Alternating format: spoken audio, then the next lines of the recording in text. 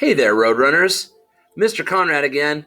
So I'm back to continue reading Harry Potter and the Philosopher's Stone to you guys. This is chapter 7 called The Sorting Hat. I hope you guys have been following along and enjoying the story with some family members or just by yourself. Maybe this is your first read through the Harry Potter books, or maybe this is a series that you read long ago and you're enjoying listening to it again right now. I don't know if you guys can see it, but over here, look, it's the Weasley twins. It's Fred and George. And my favorite, Hermione Granger. She's my favorite character. All right, guys, here we go. Chapter 7, The Sorting Hat. The door swung open at once. A tall, black-haired witch in emerald green robes stood there. She had a very stern face, and Harry's first thought that this was not someone to cross. "The first years," Professor McGonagall said Hagrid. "Thank you, Hagrid. I will take them from here." She pulled the door wide. The entrance hall was so big you could have fit the whole of the Dursleys' house in it. The stone walls were lit with flaming torches like the ones at Gringotts. The ceiling was too high to make out, and a magnificent marble staircase facing them led to the upper floors. They followed Professor McGonagall across the flagged stone floor. Harry could hear the drone of hundreds of voices from a doorway to the right. The rest of the school must already be here, but Professor McGonagall showed the first years into a small, empty chamber off the hall. They crowded in, standing rather closely together than they would usually have done, peering around nervously. "Welcome to Hogwarts," said Professor McGonagall. "The start of term banquet will begin shortly, but before you take your seats in the Great Hall, you will be sorted into your houses. The sorting is a very important ceremony because while you are here, your house will be something like your family within Hogwarts. You will have classes with the rest of your house, sleep in your house dormitory, and spend free time in your house common room. The 4 houses are called Gryffindor, Hufflepuff, Ravenclaw, and Slytherin. Each house has its own noble history, and each has produced outstanding witches and wizards. While you are at Hogwarts, your triumphs will earn your house points, while any rule breaking will lose house points. At the end of the year, the house with the most points is awarded the House Cup, a great honor. I hope each of you will be a credit to whichever house becomes yours. The sorting ceremony will take place in a few minutes, in front of the rest of the school. I suggest you all smarten yourselves up as much as you can while you are waiting." Her eyes lingered for a moment on Neville's cloak, which was fastened under his left ear, and on Ron's smudged nose. Harry nervously tried to flatten his hair. "I shall return when we are ready for you," said Professor McGonagall. "Please wait quietly." She left the chamber. Harry swallowed. "How exactly do they sort us into houses?" he asked Ron. "Some sort of test, I think. Fred said it hurts a lot, but I think he was joking." Harry's heart gave a horrible jolt. A test? In front of the whole school? But he didn't know any magic yet. What on earth would he have to do? He hadn't expected something like this the moment they arrived. He looked around anxiously and saw that everyone else looked terrified too. No one was talking much except Hermione Granger, who was whispering very fast about all the spells she'd learned and wondering which one she'd need. Harry tried hard not to listen to her. He'd never been more nervous. Never, not even when he'd had to take a school report home to the Dursleys, saying that he'd somehow turned his teacher's wig blue. He kept his eyes fixed on the door. Any second now, Professor McGonagall would come back and lead him to his doom. Then something happened that made him jump about a foot in the air. Several people behind him screamed, "What the—" He gasped. So did the people around him. About 20 ghosts had just streamed through the back wall. Pearly white and slightly transparent, they glided across the room, talking to one another and hardly glancing at the first years. They seemed to be arguing. What looked like a fat little monk was saying, Forgive and forget, I say. We ought to give him a second chance. My dear Friar, haven't we given Peeves all the chances he deserves? He gives us all a bad name, and you know he's not really even a ghost. I say, what are you all doing in here? A ghost wearing a ruff and tights had suddenly noticed the first years. Nobody answered. New students, said the fat friar, smiling around at them. About to be sorted, I suppose? A few people nodded, mutely. Hope to see you in Hufflepuff, said the friar. My old house, you know. Move along now, said a sharp voice. The sorting ceremony's about to start. Professor McGonagall had returned. One by one, the ghosts floated away through the opposite wall. Now, form a line, Professor McGonagall told the first years, and follow me.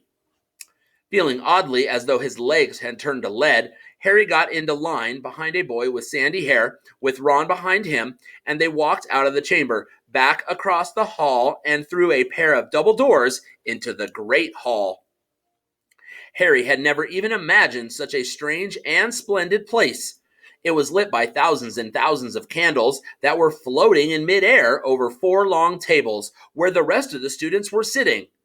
These tables were laid with glittering golden plates and goblets. At the top of the hall was another long table where the teachers were sitting. Professor McGonagall led the first years up here so that they came to a halt in a line facing the other students, with the teachers behind them.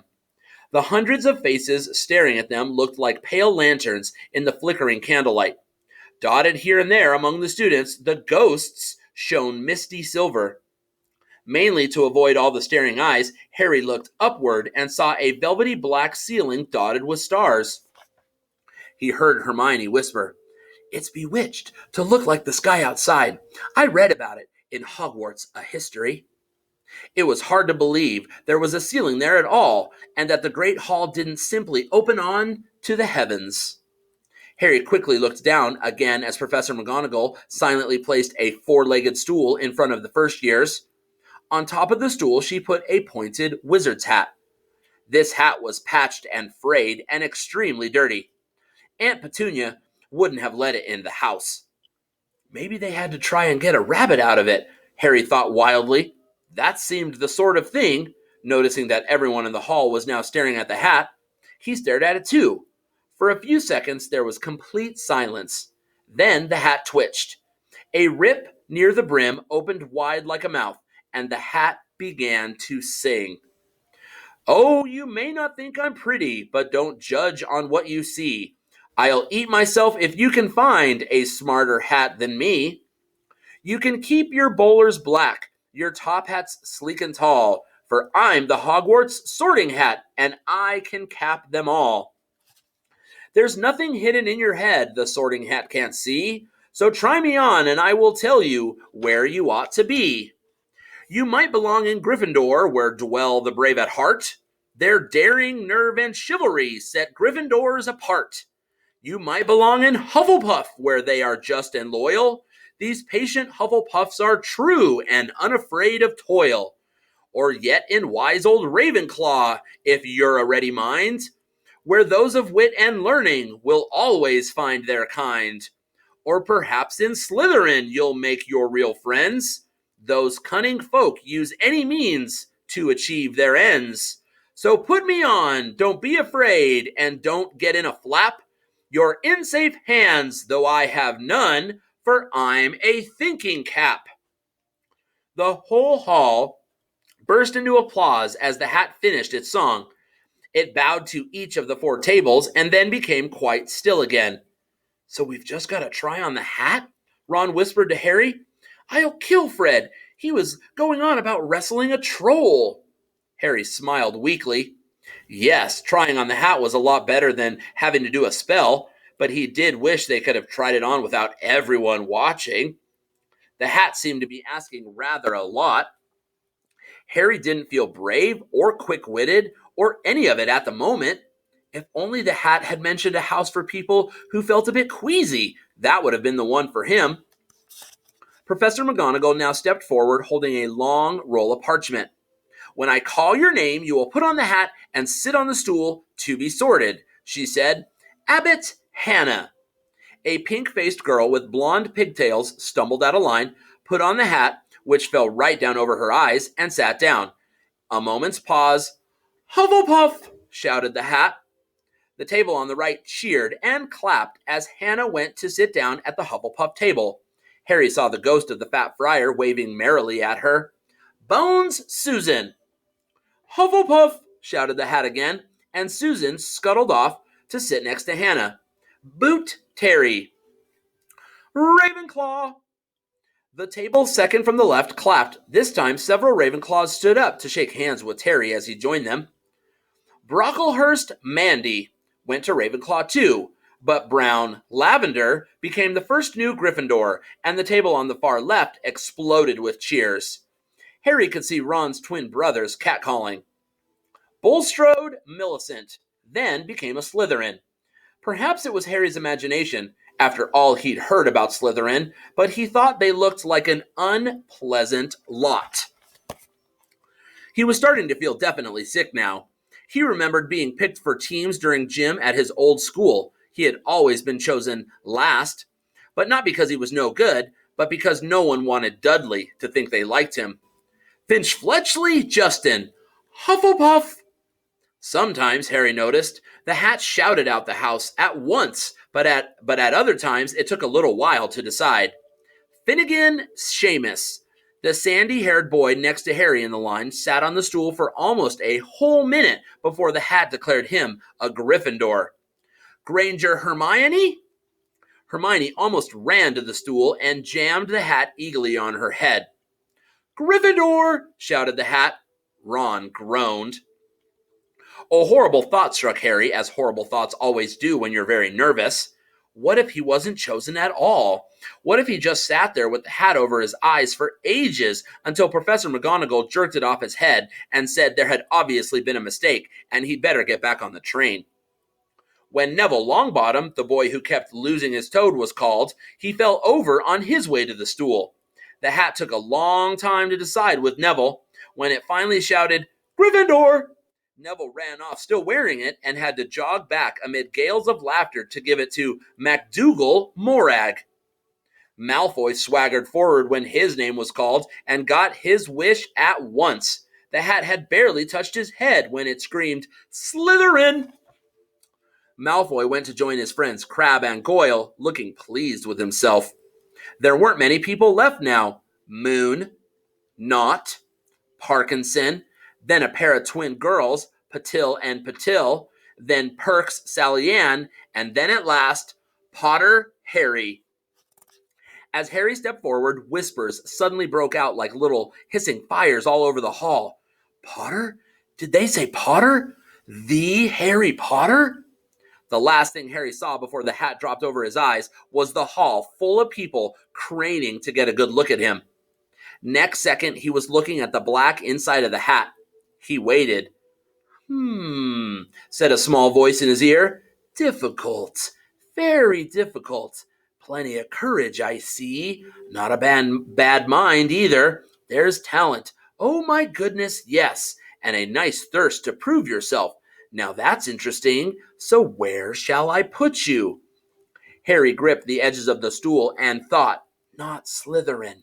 Not Slytherin. Not Slytherin, eh? Said the small voice. Are you sure? You could be great, you know. It's all here in your head, and Slytherin will help you on the way to greatness. No doubt about that. No? Well, if you're sure, better be Gryffindor. Harry heard the hat shout the last word to the whole hall. He took off the hat and walked shakily toward the Gryffindor table. He was so relieved to have been chosen and not put in Slytherin, he hardly noticed that he was getting the loudest cheer yet. Percy, the prefect, got up and shook his hand vigorously, while the Weasley twins yelled, We got Potter! We got Potter! We got Potter! Harry sat down opposite the ghost in the ruff that he'd seen earlier.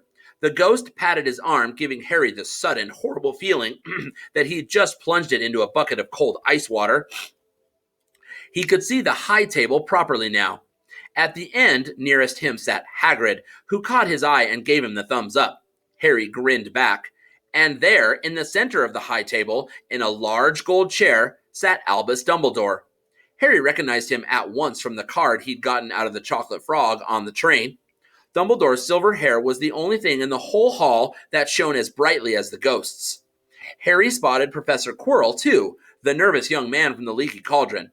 He was looking very peculiar in a large purple turban. And now there were only 3 people left to be sorted. Thomas Dean, a black boy even taller than Ron, joined Harry at the Gryffindor table. Turpin Lisa became a Ravenclaw, and then it was Ron's turn. He was pale green by now. Harry crossed his fingers under the table, and a second later, the hat had shouted, "Gryffindor!" Harry clapped loudly with the rest as Ron collapsed into the chair next to him. "Well done, Ron. Excellent," said Percy Weasley pompously across Harry as Zabini Blaze was made a Slytherin. Professor McGonagall rolled up her scroll and took the sorting hat away. Harry looked down at his empty gold plate. He had only just realized how hungry he was. The pumpkin pasties seemed ages ago. Albus Dumbledore had gotten to his feet. He was beaming at the students. His arms opened wide, as if nothing could have pleased him more than to see them all there. "Welcome," he said. "Welcome to a new year at Hogwarts. Before we begin our banquet, I would like to say a few words. And here they are. Nitwit, Blubber, Oddment, Tweak. Thank you." He sat back down. Everybody clapped and cheered. Harry didn't know whether to laugh or not. Is he a bit mad?" he asked Percy uncertainly. "Mad?" said Percy airily. "He's a genius, best wizard in the world. But he's a bit mad, yes. Potatoes, Harry?" Harry's mouth fell open. The dishes in front of him were now piled with food. He had never seen so many things he liked to eat on one table. Roast beef, roast chicken, pork chops and lamb chops, sausages, bacon and steak, boiled potatoes, roast potatoes, French fries, Yorkshire pudding, peas, carrots, gravy, ketchup, and, for some strange reason, peppermint humbugs. The Dursleys had never exactly starved Harry, but he'd never been allowed to eat as much as he liked. Dudley had always taken anything that Harry really wanted, even if it made him sick. Harry piled his plate with a bit of everything except the peppermints and began to eat. It was all delicious. "That does look good," said the ghost in the rough sadly, watching Harry cut up his steak.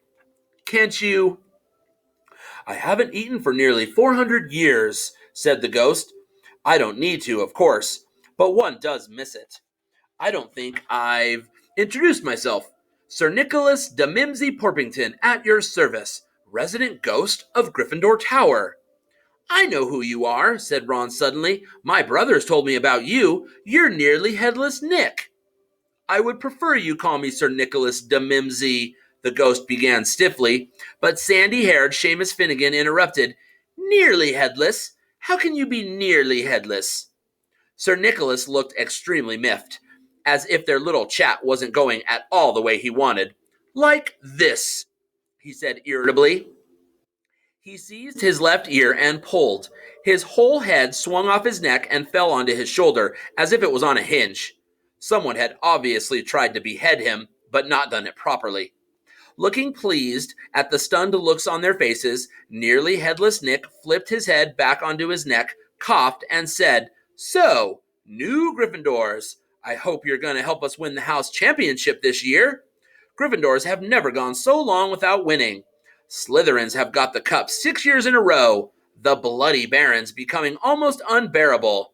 He's the Slytherin ghost."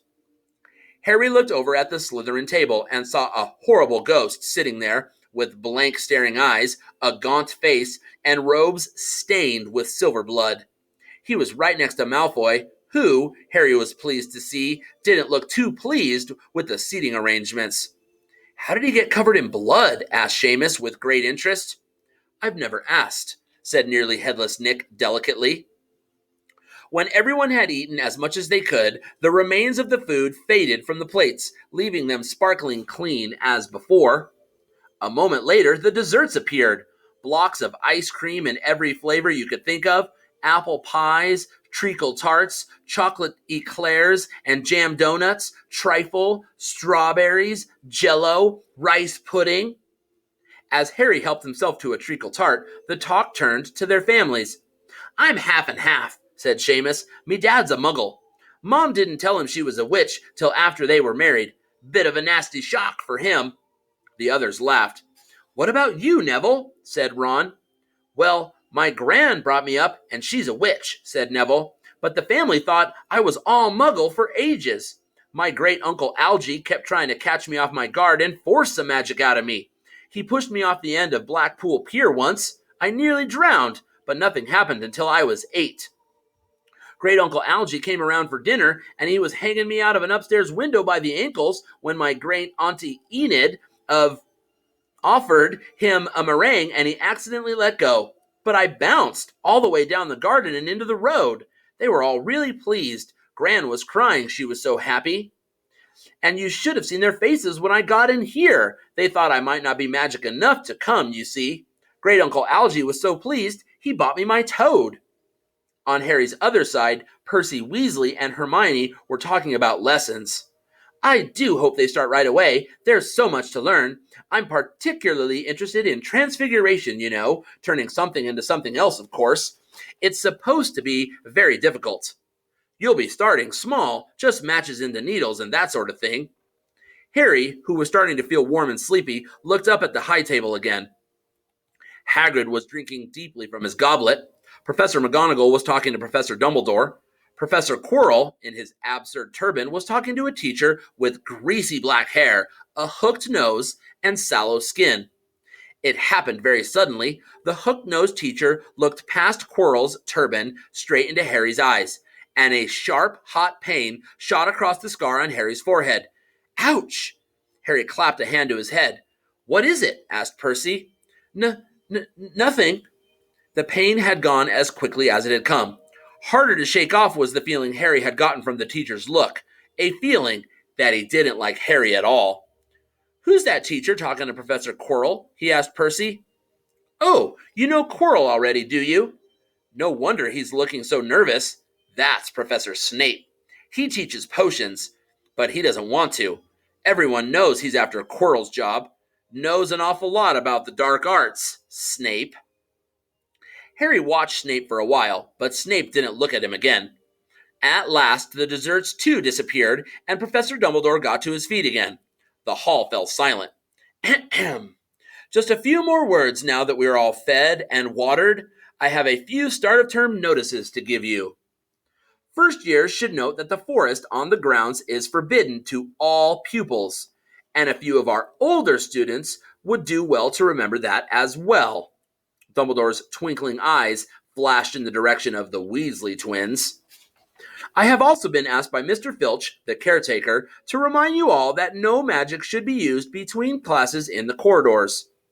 Quidditch trials will be held in the second week of the term. Anyone interested in playing for their house teams should contact Madam Hooch. And finally, I must tell you that this year, the third floor corridor on the right-hand side is out of bounds to everyone who does not wish to die a very painful death. Harry laughed, but he was one of the few who did. He's not serious, he muttered to Percy. Must be, said Percy, frowning at Dumbledore. It's odd, because he usually gives us a reason why we're not allowed to go somewhere. The forest's full of dangerous beasts. Everyone knows that. I do think he might have told us prefects, at least. And now, before we go to bed, let us sing the school song, cried Dumbledore. Harry noticed that the other teachers' smiles had become rather fixed. Dumbledore gave his wand a little flick as if he was trying to get a fly off the end, and a long golden ribbon flew out of it, which rose high above the tables and twisted itself snake-like into words. Everyone pick their favorite tune, said Dumbledore, and off we go. And the school bellowed. Hogwarts, Hogwarts, Hoggy, Warty, Hogwarts. Teach us something, please. Whether we be old and bold or young with scabby knees, our heads could do with filling with some interesting stuff, for now they're bare and full of air, dead flies and bits of fluff. So teach us things worth knowing, bring back what we've forgot. Just do your best, We'll do the rest and learn until our brains all rot." Everybody finished the song at different times. At last, only the Weasley twins were left singing along to a very slow funeral march. Dumbledore conducted their last few lines with his wand, and when they had finished, he was one of those who clapped loudest. "Ah, music," he said, wiping his eyes, "a magic beyond all we do here. And now, bedtime. Off you trot." The Gryffindor first years followed Percy through the chattering crowds, out of the great hall, and up the marble staircase. Harry's legs were like lead again, but only because he was so tired and full of food. He was too sleepy even to be surprised that the people in the portraits along the corridors whispered and pointed as they passed, or that twice Percy led them through doorways hidden behind sliding panels or hanging tapestries. They climbed more staircases, yawning and dragging their feet, and Harry was just wondering how much farther they had to go when they came to a sudden halt. A bundle of walking sticks was floating in midair ahead of them, and as Percy took a step toward them, they started throwing themselves at him. "Peeves," Percy whispered to the first years. "He's a poltergeist." He raised his voice. "Peeves, show yourself." A loud, rude sound, like the air being let out of a balloon, answered. "Do you want me to go to the Bloody Baron?" There was a pop, and a little man with wicked dark eyes and a wide mouth appeared, floating cross-legged in the air, clutching the walking sticks. "Ooh," he said with an evil cackle. "Ickle firsties, what fun!" He swooped suddenly at them. They all ducked. "Go away, Peeves, or the Baron will hear about this. I mean it," barked Percy. Peeves stuck out his tongue and vanished, dropping the walking sticks on Neville's head. They heard him zooming away, rattling coats of armor as he passed. "You want to watch out for Peeves," said Percy as they set off again. "The Bloody Baron's the only one who can control him. He won't even listen to us prefects." Here we are. At the very end of the corridor hung a portrait of a very fat woman in a pink silk dress. "Password?" she said. "Caput Draconis," said Percy, and the portrait swung forward to reveal a round hole in the wall. They all scrambled through it. Neville needed a leg up, and found themselves in the Gryffindor common room, a cozy round room full of squashy armchairs. Percy directed the girls through the door to their dormitories, and the boys through another. At the top of a spiral staircase, they were obviously in one of the towers. They found their beds at last. 5 4-posters hung with deep red velvet curtains. Their trunks had already been brought up. Too tired to talk much, they pulled on their pajamas and fell into bed. "Great food, isn't it?" Ron muttered to Harry through the hangings. "Get off, Scabbers! He's chewing my sheets." Harry was going to ask Ron if he'd had any of the treacle tart, but he fell asleep almost at once. Perhaps Harry had eaten a bit too much, because he had a very strange dream. He was wearing Professor Quirrell's turban, which kept talking to him, telling him he must transfer to Slytherin at once because it was his destiny. Harry told the turban he didn't want to be in Slytherin. It got heavier and heavier. He tried to pull it off, but it tightened painfully. And there was Malfoy laughing at him as he struggled with it. Then Malfoy turned into the hook-nosed teacher, Snape, whose laugh became high and cold. There was a burst of green light, and Harry woke, sweating and shaking. He rolled over and fell asleep again, and when he woke the next day, he didn't remember the dream at all. All right, guys, that was Chapter 7. Chapter 8 is called The Potions Master. And this one was a little bit shorter than those other chapters, the last 2 chapters, but still pretty long. I hope you guys are enjoying it. Hey, did you guys see Fuego? He's chilling on the Christmas tree. And then I already told you about the Weasley twins and Hermione Granger. But anyways, guys, I hope you're enjoying the story. My students, don't forget to write those summary essays, right? A couple paragraphs at least on all the things you need to talk about in this chapter. And I'm going to get this uploaded to YouTube. I think I'm going to read the next chapter right away. And I will see you guys very soon.